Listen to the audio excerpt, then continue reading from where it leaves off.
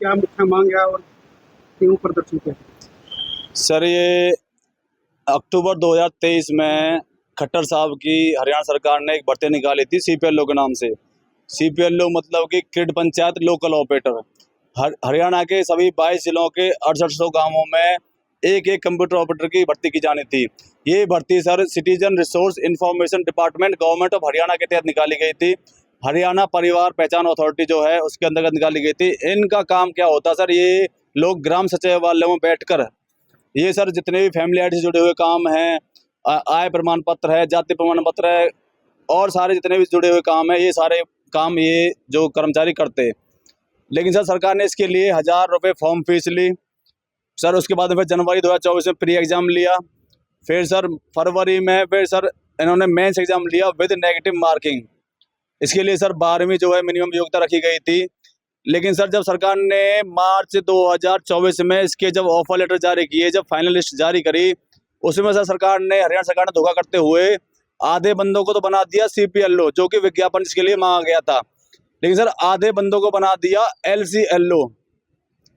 सीपीएलओ का मतलब होता है सर क्रिड पंचायत लोकल ऑपरेटर, एलसीएलओ का मतलब होता है sir local committee local operator. तो सर इसमें क्या किया गया है, इसमें सर जो सीपीएलओ थे उनकी सैलरी रख दी गई 6000 रुपये, मात्र 6000 रुपये, जो कि एक अनस्किल्ड लेबर से भी काफ़ी कम है। और ये सारे सर लिखे पढ़े युवा हैं। और सर जो जो हमको जो पद दिया गया है एलसीएलओ लोकल कमेटी लोकल ऑपरेटर, इनको सर रख दिया गया है ओनली कमीशन बेस्ड, मतलब कि जीरो सैलरी। ये आप देख सकते हो सर, यहाँ पे ये नोटिफिकेशन है बाकायदा, इसमें एडवर्टीजमेंट नंबर आ रहा होगा सर। और सर भर्ती सर सीपीएलओ के लिए।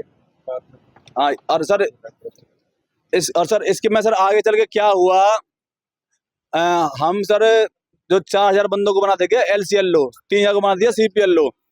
तो सर क्या हुआ कि अब हम मार्च 2024 से लेकर आज सितंबर 2025 तक 16 महीने हो लिए सर। हमने सर सभी मंत्रियों के पास गए, सभी जो उपायुक्त हैं सभी जिलों के, सबके पास हमने ज्ञापन दिए। मुख्यमंत्री से भी हमारी, नायब सिंह सैनी से भी हमारी 2-3 बार मुलाकात हो चुकी है। लेकिन सर अब तक हमारी समस्या का कोई हल ना ही किया गया है, ना ही तो हमें कोई सेशन दिया गया है कि हाँ भाई आपकी ड्यूटी कहाँ होगी, ना ही सर हमें आज तक 1 रुपये भी कोई वेतनमान या कमीशन के रूप में दिया गया है। जीरो है सर, जीरो मतलब जीरो, कुछ नहीं। तो सर एक तरफ तो सरकार दावा करती है कि हम बिना पर्ची बिना खर्ची की भर्ती करते हैं हरियाणा के अंदर। ये बहुत अच्छा लगा हमें भी कि हाँ भाई बहुत अच्छी बात है, बिना पर्ची बिना खर्ची सरकार भर्ती करती है।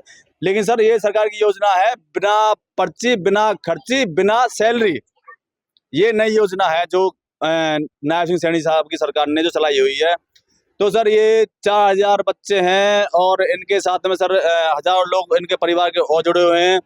ये सर एक सरकारी धोखा है। मुख्य मांग यही है वेतन आपका? सर हमारी जो मुख्य मांगे हैं, हमारी सबसे पहले एक ही मुख्य मांग है कि जो सर जिस चीज के लिए आपने भर्ती विज्ञापन निकाला सीपीएलओ क्रिड पंचायत लोकल ऑपरेटर, वही पद सर आप हमें दीजिए।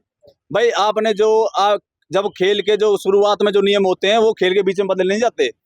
जो आपने शुरू में डिसाइड किया कि भाई आपको सीपीएलओ के लिए फॉर्म निकालने, तो सीपीएलओ के हमें पोस्ट दीजिए। एलसीएलओ कहाँ से निकल के आ गया, लोकल कमेटी लोकल ऑपरेटर। तो ड्यूटी भी कर रहे हैं? ड्यूटी सर कहीं नहीं लगाई गई है। विधानसभा इलेक्शन से पहले जब था 2024 में, तो 2 महीने के लिए इन लोगों की ड्यूटी लगा दी गई अलग अलग गाँव में, आधे बंदों की एलसीएलओ में से। लेकिन उसके लिए काम, लेकिन इलेक्शन के बाद जब सैनी साहब की सरकार बन गई बीजेपी की, उसके बाद से ना तो किसी कहीं ड्यूटी लगाई गई है, ना ही किसी को कोई कमीशन या कोई मतलब वेतनमान दिया गया है। कहाँ प्रदर्शन हो? सर प्रदर्शन सर हमने अभी पिछले 29 जून को कुरुक्षेत्र में किया था। उस टाइम पे नायब सिंह सैनी के जो ओएसडी हैं श्री कैलाश सैनी जी, वो हमारे पास आए और हमारा ज्ञापन लेके गए और हमें उन्होंने भरोसा दिलाया कि हम आपका जल्दी ही महीने भर से पहले ही हम आपका हल कर देंगे। लेकिन आज तक उनका कोई कैसा जवाब नहीं आया। उसके बाद में सर हमने फिर 26 अगस्त को पिछले जो गया है अभी, हमने सर पंचकुला में जो है अपना धरना प्रदर्शन किया एक दिन के लिए।